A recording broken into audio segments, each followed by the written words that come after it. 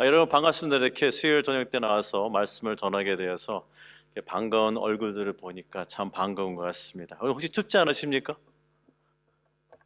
안 춥습니까? 저는 무척 추운데요. 오늘 또 말씀의 기회를 허락해 주신 우리 또 목사님과 당회 또 교회에도 감사의 말씀을 드리고 지금 바누아투에서 열심히 사역하고 있는 우리 선교사들에게도 또 감사의 말씀을 드립니다. 오늘 같이 말씀을 나누기를 원하는데요. 오늘 말씀을 나눌 제목은 디모데 말씀입니다.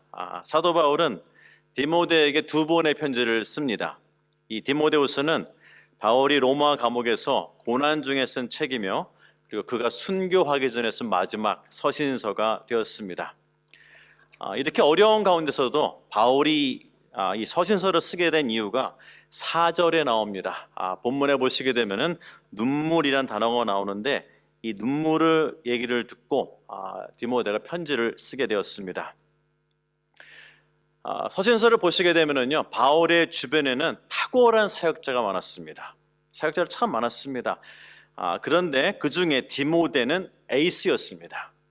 에이스였고, 그리고 아마 이 책 이름도 디모데 후서라는 전서 후서를 보게 되면은 아마도 디모데가 바울의 후계자가 아니었나 그런 생각을 할 정도로 에이스였습니다.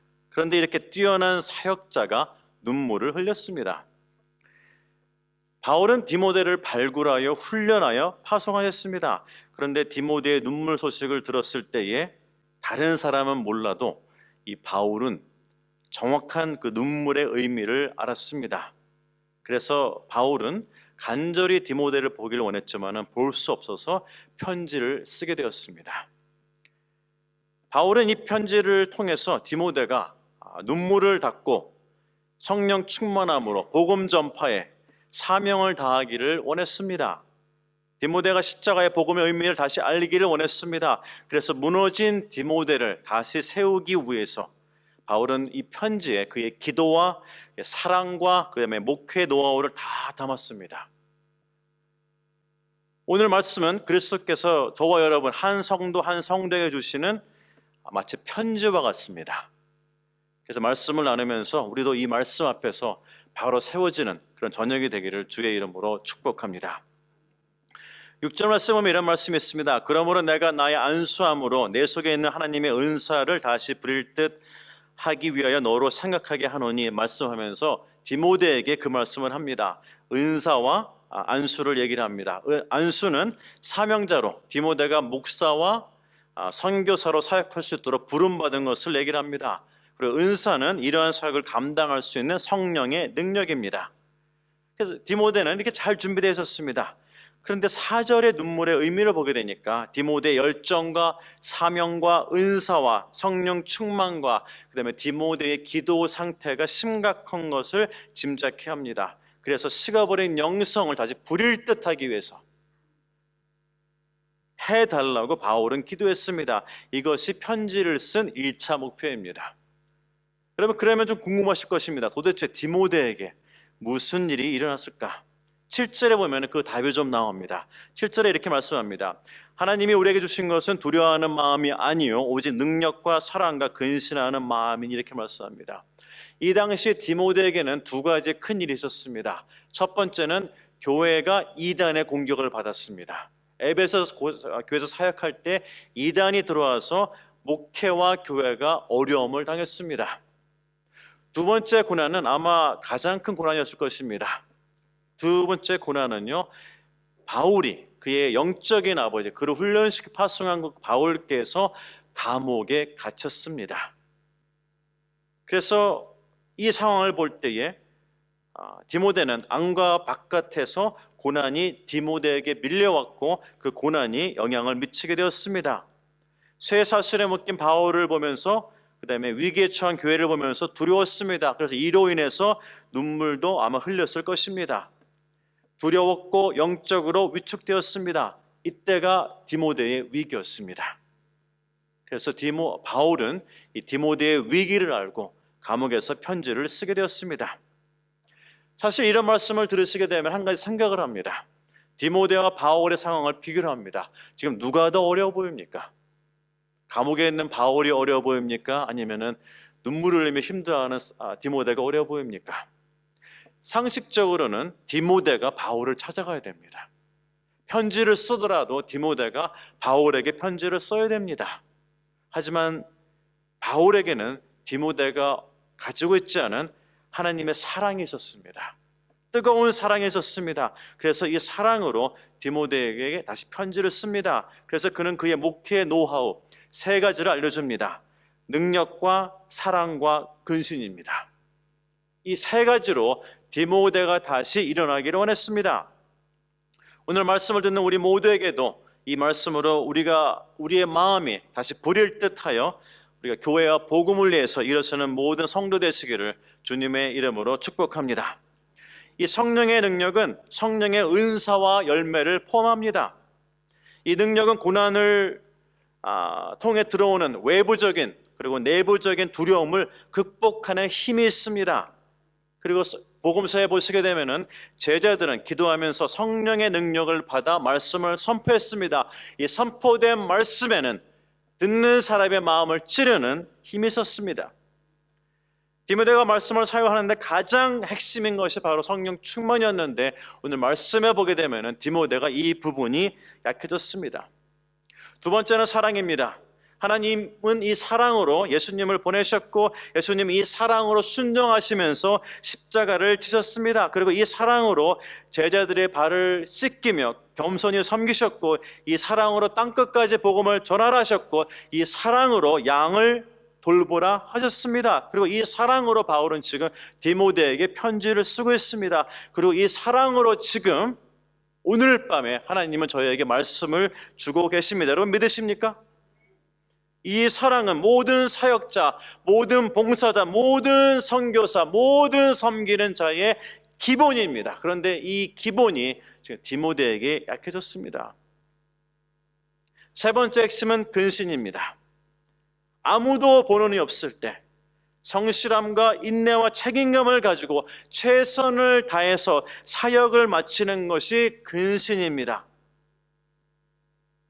이렇게 사도 바울은 핵심적인 단어 3개를 얘기를 한 다음에 정말 그가 하고 싶은 얘기를 8절에 씁니다.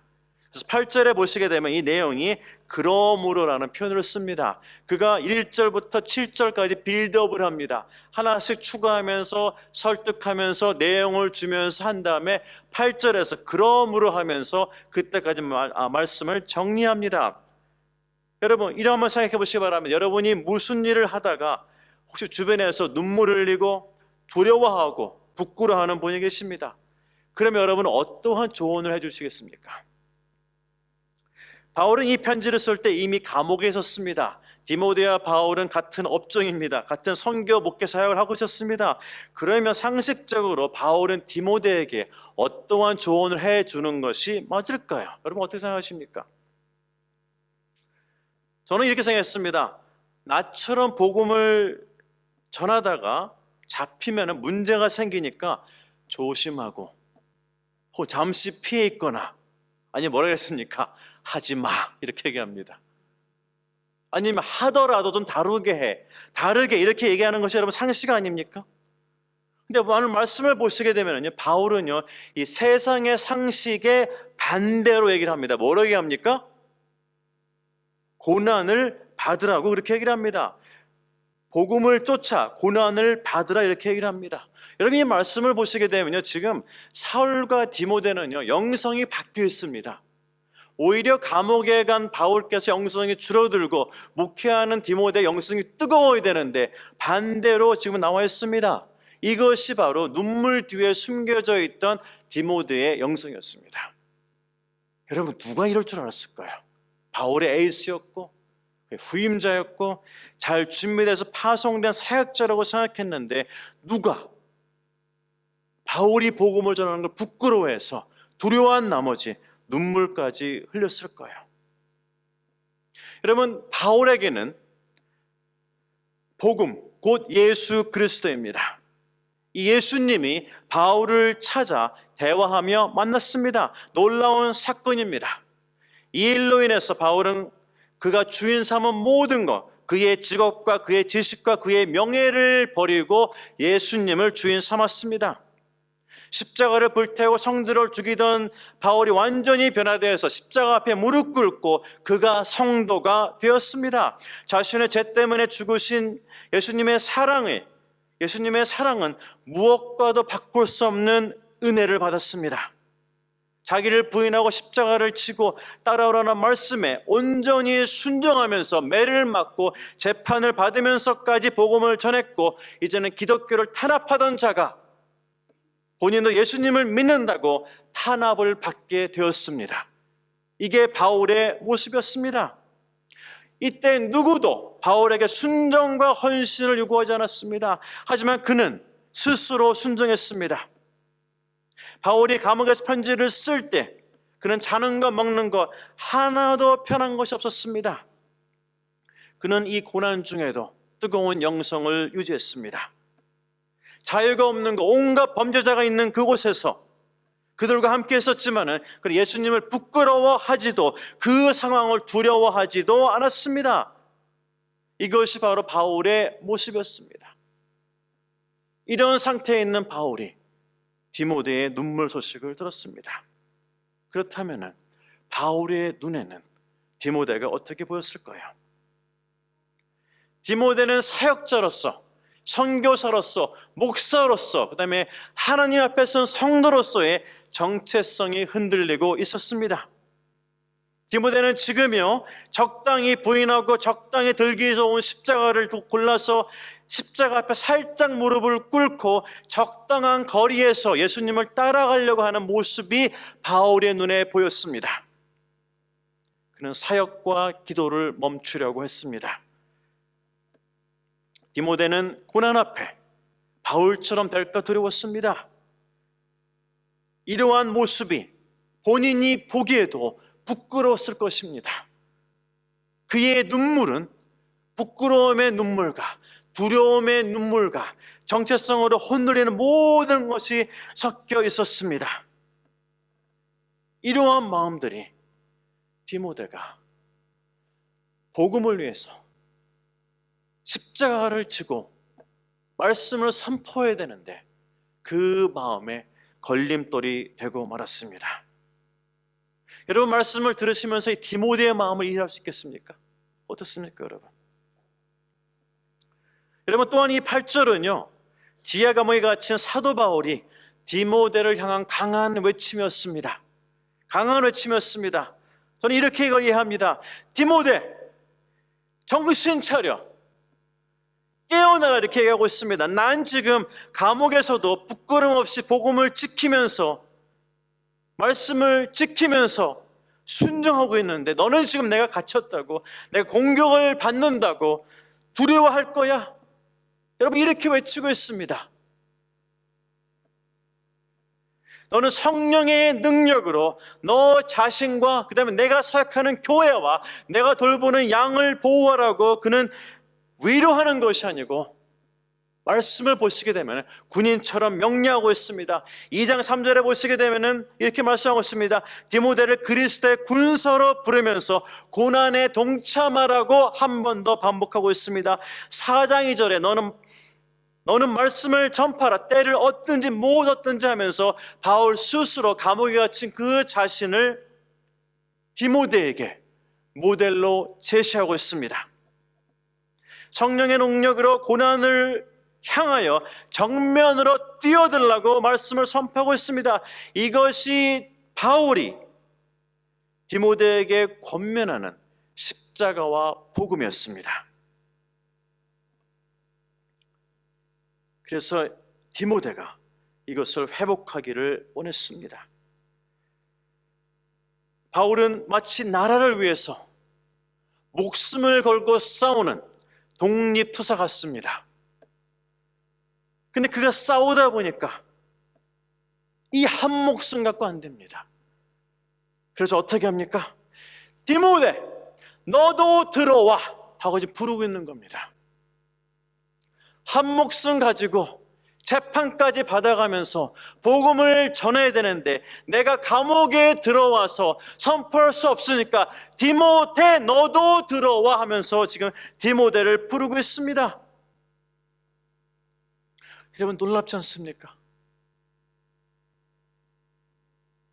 탄압하는 자에서 복음 때문에 탄압받는 자가 되었는데 어떻게 이렇게 변할 수 있을까요, 여러분?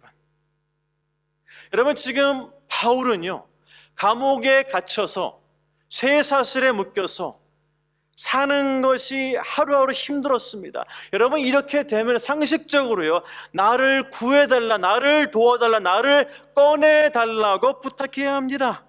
여러분, 지금 남 걱정할 때가 아닙니다, 여러분. 여러분이 이런 상황이면 여러분 밖에 있는 사람을 걱정하시겠습니까? 여러분이 감옥 가면 여러분 밖에 있는 사람 걱정하시겠습니까? 그런데 이 상황에서도 디모데에게 너도 나처럼 잡히게 되면 고난받고 죽을 수도 없는데 두려워 말고 십자가와 예수만 바라보고 복음을 전하라고 합니다. 여러분, 놀랍지 않습니까? 바울의 담대함이 어디서 나왔습니까? 여러분, 어디서 나왔습니까? 바울은 디모데전서 1장 15절에 이렇게 표현했습니다. 내가 죽을 수밖에 없는 죄인 중에 죄인이었는데 예수님이 그를 사랑으로 품으신 것을 알았습니다. 바울은 이 사랑에 죄인된 모습에 부끄러워서 그는 눈물을 흘렸습니다. 예수님께서 십자가에서 우리의 죄를 흘리신 피를 보혈이라고 합니다. 바울은 이 보혈의 십자가를 복음의 빚진 자로 확 끌어안았습니다. 예수님처럼 고난에 동참했습니다. 로마서 14장 8절 이렇게 얘기합니다. 내가 살아도 내가 죽어도 주를 위해 산다고 고백했습니다. 그는 이미 자신이 십자가에 죽었다고 고백했습니다. 요한복음 16장 13절에 예수님이 이렇게 말씀했습니다. 세상에서 너희가 환난을 당하나 담대하라, 이렇게 말씀을 선포했습니다. 내가 뭐라 했습니까? 세상을 이겼노라. 아멘. 바울은 이 말씀대로 담대했습니다. 환난을 당하나 담대하라. 왜요? 그 안에, 성도 안에 그리스도가 살아계시기 때문입니다. 내 자아가 죽었고 내 자아가 십자가에 죽었는데 이 모습으로 하나님께 예배를 드릴 수 없는데 살아계신 예수님께서 내 안에 사시며 내가 죽고 그가 삶으로 인해서 내가 비록 환난을 당할지라도 그가 승리했기 때문에 담대해라고 했는데 바울이 그 말씀을 믿고 담대했습니다. 그래서 바울에게는 고난과 외로움, 감옥에서도 그리고 죽음까지도 그의 사역에 있어서 걸림돌이 되지 않았습니다. 여러분, 우리가 외쳐부르는 이름 예수, 기도할 때 외쳐부르는 이름 주여, 이 이름에는 능력이 있습니다. 아멘. 여러분, 이 이름은 구원의 이름입니다. 여러분, 이 이름은 위로의 이름입니다. 그래서 우리가 기도할 때 주여 하고 외칩니다. 우리가 힘들 때 예수하고 이름을 외칩니다. 여러분, 이 이름이 감옥에 있는 바울의 입에서는 나오는데 지금 사역하는 디모데의 입에서 사라졌습니다. 여러분, 이것을 듣고 감옥에 있는 바울의 마음을 여러분 이해하시겠습니까? 바울은 예수의 이름으로 회복되었습니다. 이러한 바울이 디모데에게 8절에서 권면합니다. 너도 들어와, 고난에 들어와 나와 같이 십자가를 끌어안으면서 복음을 위해서 새 사슬에 묶이자 하면서 그를 부르고 있습니다. 아멘. 그를 부르고 있습니다. 저는 이 말씀을 이해하고서 바울의 영성이 너무나 멋있었고 너무나 부러웠습니다. 세상에 이렇게 멋있는 영성을 가진 분이 있었을까? 이렇게 멋있고 아름답고 놀랍고 담대한 영성을 가진 분이 있었을까? 한쪽으로 너무나 아쉬웠습니다. 나도 바울과 같은 믿음과 신앙으로 선교했어야 되는데 저도 이 복음을 선포하기 위해서 말씀을 준비하면서 제 삶과 제 모습을 둘러보았는데 너무나 부끄러웠습니다. 근처에 가지 못하는 모습이 나타났습니다. 사랑하는 성도 여러분, 그렇다면 이 말씀이 저와 여러분에게 오늘 밤에 어떠한 도전을 줍니까? 바울에게는 삶의 모든 것을 들여 목숨까지도 바꿀 만큼 가치가 있는 복음이신 예수 그리스도께서 직분자, 사역자, 선교사 그리고 모든 성도들에게는 어떠한 의미와 어떠한 가치가 있습니까? 그리고 우리는 이 예수님을 위해서, 이 복음을 위해서 어떠한 순종과 헌신을 드리며 그리고 십자가 앞에 어떤 모습으로 서 있습니까? 우리도 살면서 건강, 가정, 직장, 재정, 사역으로 눈물을 흘리고 부끄럽고 여러분 두려울 때도 있습니다. 그래서 오늘 이 말씀이 더욱더 위로가 됩니다. 여러분 그렇지 않으십니까? 십자가와 복음은 저는 믿습니다. 위기에 처한 저와 여러분을 역전시키고 저와 여러분을 회복시킬 것을 믿습니다. 아멘. 바울은 지금 디모데에게 문제 해결을 위해서 내가 너를 어떻게 도울까 이렇게 물어볼 수 있었지만은 바울의 방법은 달랐습니다. 그는 디모데에게 본문에서 2번이나 성령에 대해서 말씀합니다. 저도 선교하면서 이 부분에 실패했습니다. 일어나는 사건, 사고들, 능력 밖의 사건들, 사역들, 주장과 주술사들 저도 두려웠습니다. 두려운 모습이 저도 부끄러웠습니다. 그래서 문제를 놓고 기도했습니다. 기도해 보니 하나님의 생각과 제 생각이 달랐습니다. 응답이 늦게 오고 응답이 달랐습니다. 기도하면서 기도 끝났는데 끝나자마자 걱정과 두려움의 그림자가 제 뒤를 따라오기 시작했습니다. 그래서 바울은 그의 경험을 통해서 성령의 능력을 구하는 것이, 성령의 충만함을 구하는 것이 위기를 극복할 수 있는 믿음의 방법인 것을 분명히 알았습니다. 그래서 그 경험대로, 그 신앙대로 바울은 디모데에게 권면합니다. 성령 충만하라고, 성령의 능력을 먼저 구하라고 그에게 권면합니다. 사랑하는 성도 여러분, 혹시 여러분 이 자리에서 이 가운데 디모데와 같이 눈물이 나며 여러 가지 일로 부끄러우며 그 일로 인해서 두려운 분 계십니까? 그렇다면 지금 우리에게 꼭 필요한 것은 성령의 충만함과 성령의 능력임을 믿으시기 바랍니다. 아멘. 우리는 가정과 사업과 건강과 사역으로 인해서 고난 받을 때 문제를 놓고 간절히 기도하는 것 여러분 맞습니다. 하지만 이것을 위해서 여러분 가정에서 그리고 교회에서 말씀과 같이 오로지 기도에 힘써, 여러분 누가 했습니까? 제자들이 기도했습니다. 오로지 기도에 힘써 말씀을 믿고 기도했을 때에 그들에게 오순절 성령 충만이 임했습니다. 여러분 이렇게 기도하시기 바랍니다. 이 기도가 문제를 위한 기도보다 반드시 앞서야 합니다. 그렇지 않게 되면 응답받지 못한 기도로 인해서 성령 충만을 위한 기도가 방해받기 시작합니다. 때로는 우리 이렇게 얘기합니다. 하나님, 내 기도도 응답 안 해주시는데 제가 힘들고 제가 아프고 자식 가정이 어렵고 직장 영주권 사업 안 되는데 코로나로 인해서 앞이 안 보이는데 제가 성령 충만함을 위해서 먼저 기도하라고요? 여러분, 예, 맞습니다. 이때가 성령 충만을 위해서 기도할 정확한 때입니다. 정확한 때입니다.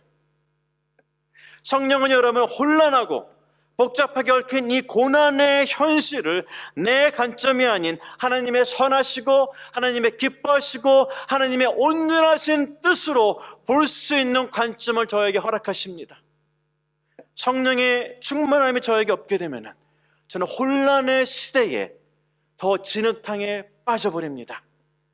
성령은 저를 돕습니다. 하나님의 뜻을 따라서 믿음으로 순종할 길을 고난과 혼란 중에 찾게 도와주실 분은 성령밖에 없습니다. 그때가 바로 이때입니다. 여러분 말씀을 보시기 바랍니다. 지금 바울이 디모데에게 편지 쓸 때입니까? 여러분 맞습니다. 왜요? 눈물 흘리는 디모데는, 부끄러워하는 디모데는, 두려워하는 디모데는요 성령 충만을 찾고 기도해야 되는데 이것을 잊어버렸습니다. 그래서 어떡합니까? 그것을 디모데가 하지를 못하자 바울이 편지를 통해서 디모데에게 알립니다. 침체된 디모데를 살리기 위해서, 그의 상황을 역전시키기 위해서, 그의 사역 방향을 바꾸기 위해서 그는 기도하는 마음으로 디모데에게 성령 충만하라고 그는 감옥에서 권면하고 있습니다. 여러분, 이 말씀을 오늘 우리에게 주신 하나님의 은혜가 여러분 놀랍지 않습니까? 여러분이 말씀으로, 기도로, 성령 충만으로 삶이 바뀌고 내 인생이 역전되고 하나님께 다져줄 수 있는 기회가 왔는데, 여러분 이 은혜가 여러분 감격스럽지 않습니까? 저는 부정마을로 갈 때마다 주장, 주술사, 더운 날씨, 부족거나 말라드로 인해서 모든 것이 장벽으로 보였습니다. 그것이 걱정이 되었고 두려움이 밀려왔습니다. 하지만 성령의 능력이 저에게 임하자 사람, 환경, 추장, 변한 것 하나도 없는데 모든 것이 다르게 보이기 시작했습니다. 제가 순종할 때가 오니 성령께서는 저에게 거친 추장과 주술사가 있는 마을로 저를 보냈습니다. 병들고 귀신 들린 사람들에게 저는 밀려가고 끌려 들어갔습니다. 하나님은 제가 일을 얼마나 잘하고 얼마나 많이 하는지를 보기를 원치 않으셨습니다. 제가 두려움에 순종하며 갔을 때 성령은 이미 그 자리에서 저를 기다리고 계셨습니다. 환자가 치유되었습니다.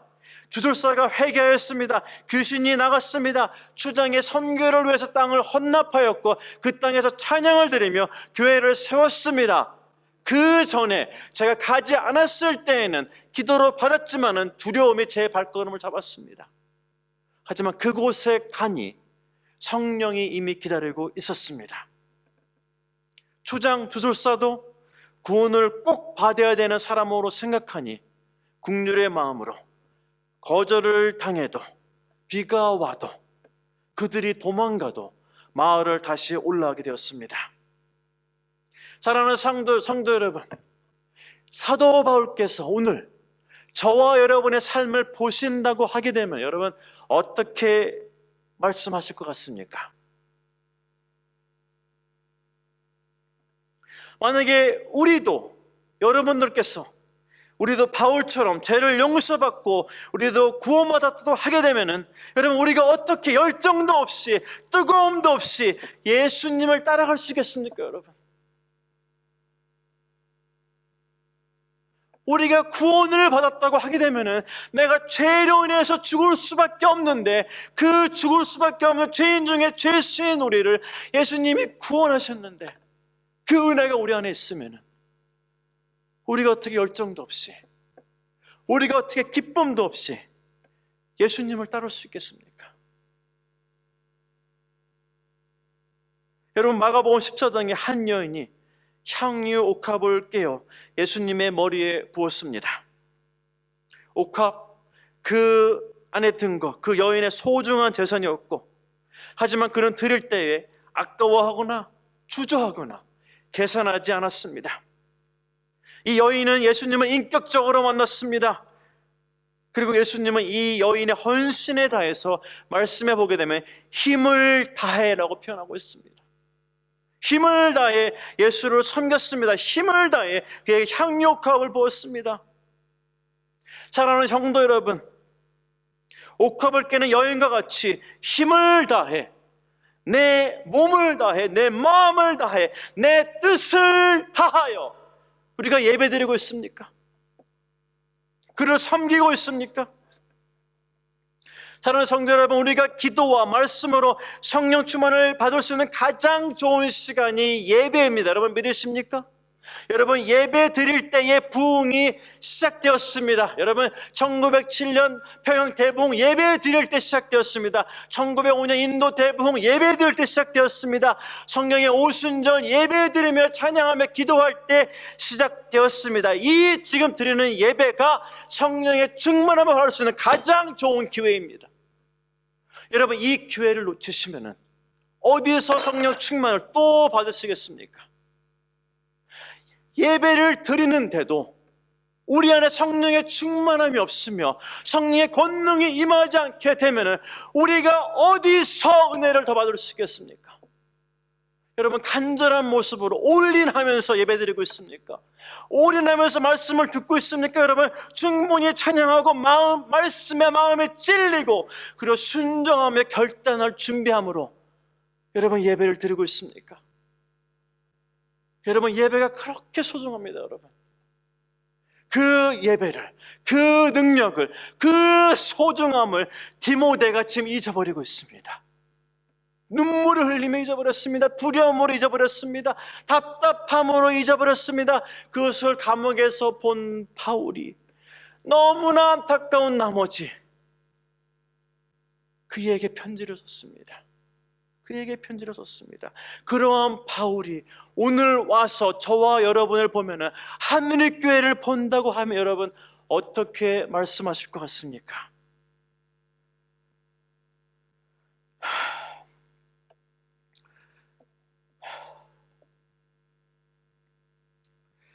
저도 선교를 시작하면서 하나님께 옥합을 드렸습니다.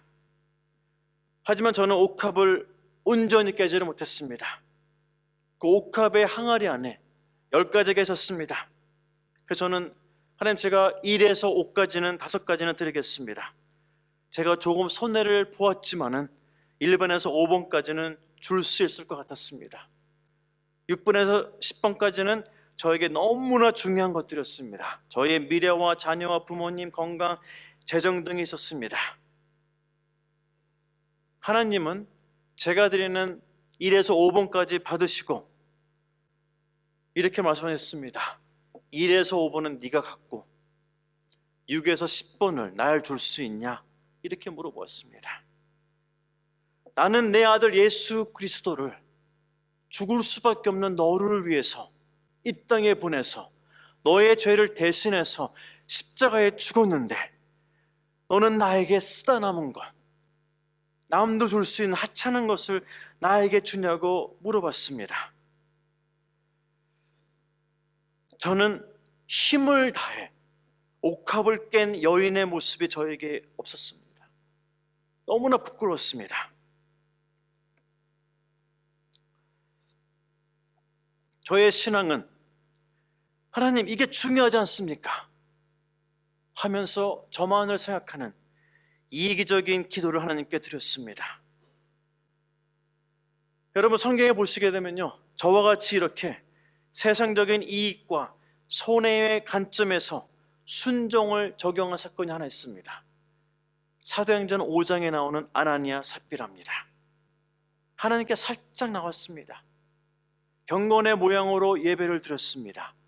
근데 경건의 모양이 있었으나 경건의 능력은 없었습니다. 나에게 이익이 되는 것을 보자 믿음과 세상 사이를 왔다 갔다 합니다. 복음을 잘못 이해했습니다. 잘못 적용했습니다. 그리고 저는 선교에 나가서 제 안에 있는 아나니아 삽비라를 발견했습니다. 저 깜짝 놀랐습니다. 없는 줄 알았습니다. 그런데 이익의 순간에 내 것을 놓고 십자가를 잡아야 되는 그 순간에 소중함의 우선순위를 말씀해 드려야 되는 그 순간에 아나니아 삽비라가 살아나서 움직였습니다. 괴로웠습니다. 저도 복음을 잘못 이해했고 저도 복음을 잘못 적용했습니다. 사랑하는 성도 여러분, 여러분 안에 혹시 아나니아 삽비라가 있습니까? 그렇다면 오늘이 기회입니다. 설교 끝나고 기도합니다. 이때 성령의 능력으로 깨끗이 정리하시길 축복합니다. 저도 선교 가서 가고 싶은 곳이 참 많았습니다. 근데 하나님은 그의 계획에 맞춰서 저를 보냈습니다. 저도 만나고 싶은 사람, 하고 싶은 사역이 많았습니다. 그런데 하나님의 계획에 맞춰서 나와 맞지 않는 사람, 싫어하는 사람, 심지어는 나를 괴롭히는 사람까지도 만나게 하셨습니다. 하나님께 따졌습니다. 하나님, 저도 자존심이 있는데 제가 이런 일까지 해야 되나요? 제가 이런 말까지 들어야 되나요? 제가 이런 대우까지 받아야 되나요? 제가 왜 하나님을 위해서 선교하는데 왜 부모님을 일찍 데려가셨습니까? 자녀와 부모를 돌보지 못한 미안한 마음이 가득 찼습니다. 이렇게 불평하며 이렇게 싫어하며 이렇게 짜증낼 때에 저의 못되고 지저분한 성질 다 드러났습니다. 사역하면서 눈물도 났고 두려웠고 부끄러웠습니다.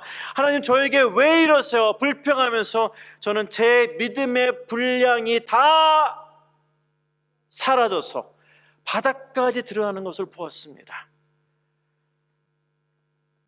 두려웠습니다.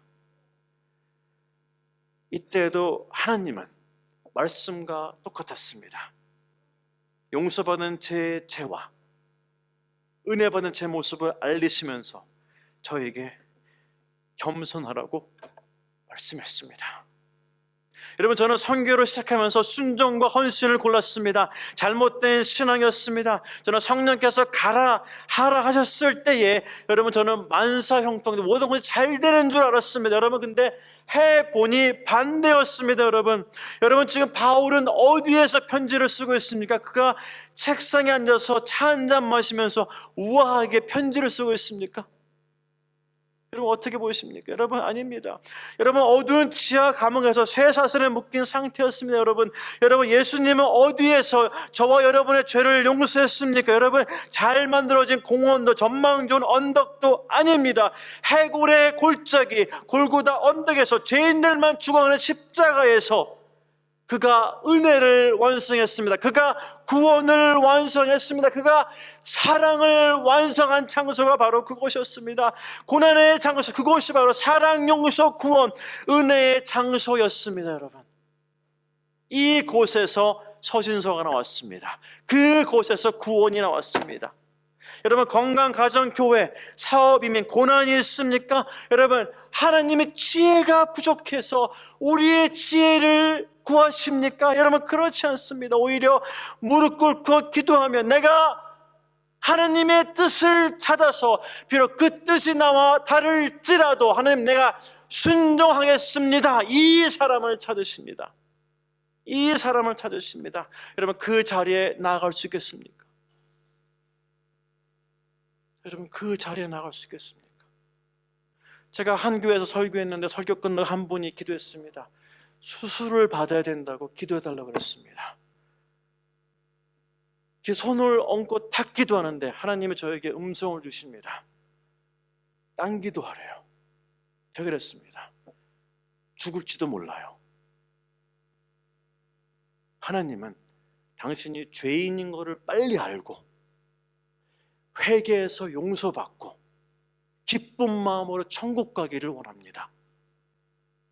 그분들은 저에게 내일 수술 받으니까 치료를 위해서 기도해달라고 왔는데, 하나님이 보시기에는 심장 수술 받는 것보다 보인이 죄인인 것을 모르고 수술에 매달리는 모습이 더 불쌍해 보였습니다. 그래서 그에게 너가 죄인 된 것을 알고 네 죄를 위해서 내가 십자가에 내 아들이 죽었는데 왜 그것을 모르냐고 그 아들에게 하나님이 호소하셨습니다. 사랑하는 성도 여러분, 우리가 그런 모습 아닙니까? 우리는 뉴질랜드에 올 때 뉴질랜드 오는 것을 참 좋아했습니다. 여러분, 천국도 처음 왔습니다. 여러분, 이곳의 아버지 정말 천국인 것 같습니까? 여러분, 이곳에도 고난이 있습니다. 디모데처럼 나를 두렵게 하고 힘들게 하고 눈물 나는 게 다 있습니다. 여러분, 지금 우리 코로나로 위기라고 합니다. 저는 그렇게 안 봅니다. 코로나 왔다 갑니다. 우리에게 진정한 위기는요, 예수님이 다시 오시기 전까지는 모든 것이 위기입니다. 여러분, 믿음의 눈으로 보시기 바랍니다. 여러분, 예수님이 우리와 함께 하지 않는 그 순간순간이 우리에게는 위기입니다. 여러분, 코로나 위기 아닙니다. 여러분, 하나님이 우리와 함께하지 않고 우리가 성령 충만하지 않고 기도의 능력을 잊어버리고 예배의 기쁨이 사라진 것이 바로 우리에게 닥친 위기입니다. 여러분, 이 위기가 보이십니까? 여러분, 뉴질랜드는 코로나로 해방되어서 편안하게 지내고 있습니다. 여기 하나님의 뜻이 어디 있을까요? 여러분, 전 세계는 코로나로 지금 어렵고 고통 가운데 있습니다. 여러분, 세계를 품고 기도하시기 바랍니다. 여러분, 다른 나라는요, 교회도 못 갑니다. 모이지도 못합니다. 우리에게는 모임의 자유가 있는데 우리는 이 자유를 이기적으로 우리를 위해서 쓰고 있지 않습니까? 다른 나라는 예배도 못 드리는데 그들이 못 드리는 예배를 우리가 향유값처럼 올려야 되지 않습니까? 다른 나라는 모여서 기도를 못 하는데 우리가 모여서 굶어가는 사람들, 죽어가는 사람들, 모르는 사람들을 위해서 향유값을 깨듯이 온 힘을 다해서 여러분 우리가 기도를 해야 되지 않습니까? 왜 우리의 기도에는 힘이 없습니까? 왜 우리의 기도에는 능력이 없습니까? 여러분 교회를 위해서 봉사할 때 여러분 시간 나서 하십니까? 시간을 내서 하십니까? 여러분 시켜서 하십니까? 알아서 하십니까? 여러분 하나님은 준비된 자를 찾지 않으십니다. 하지만 순종할 자를 찾으십니다. 여러분 순종하는 자리에 나가시겠습니까? 여러분 우리는 변해야 됩니다. 사랑하는 성도 여러분, 오늘 성령은 우리에게 아무것도 두려워하지 말라고 말씀하고 있습니다. 왜요? 주 하나님이 우리와 함께 하시기 때문입니다. 여러분 부활하신 예수가 빠진, 복음이 빠진 자녀교육, 가정, 건강, 사업, 개인의 삶, 여러분 미래가 없습니다. 여러분 분명히 하셔야 됩니다. 여러분 디모데가 어려움을 겪었지만은 바울의 권면에 따라 성령의 능력으로 디모데는 극복하였습니다. 역사에 보게 되면 92살에 그는 순교하였습니다. 하나님은 내 눈에 불가능해 보이는 산지 같은 것을 손을 잡고 넘겠다고 말씀하십니다. 내 눈앞에 불이 되겠다고 말씀하고 있습니다. 부활하신 예수 그리스도가, 복음이, 십자가가 내 삶의 중심이 되는 여러분 그런 성도로 결단하는 오늘 저녁에 되기를 원치 않으십니까? 여러분 눈물과 두려움이 있을 때에, 내 안에 슬픔이 있을 때에, 내가 힘들 때 여러분 우리에겐 답이 있습니다. 무엇입니까? 예수의 이름 주여 외치는 음성 가운데 주의 능력이 임함을 믿습니다. 여러분의 찬양을 들었습니다. 여기에 모인 우리 누구라고요? 주의 은총을 받은 자들입니다. 사랑하는 성도 여러분, 담대하게 말씀을 들고 담대하게 복음 앞에 서며 나에게 오는 고난 여러분 외치시기 바랍니다. 고난아 와라. 예수는 환난을 당하나 내가 승리했다고 말씀하고 있습니다. 우리는 승리한 분을 믿는 구원자입니다. 구원을 받았습니다. 이 앞에 여러분 주눅들거나 눈물을 흘리거나 두려워하거나 떨지 마시기 바랍니다. 내 뒤에는 내 손을 잡은 그 주는, 그 성령은 어떠한 것도 이길 수 있는 강력한 힘을 갖고 있습니다. 여러분 그 하나님께서 여러분을 품으셨고 교회를 세우셨고 선교사를 파송하셨고 오늘 이 예배와 우리와 함께 하십니다. 여러분 믿으십니까?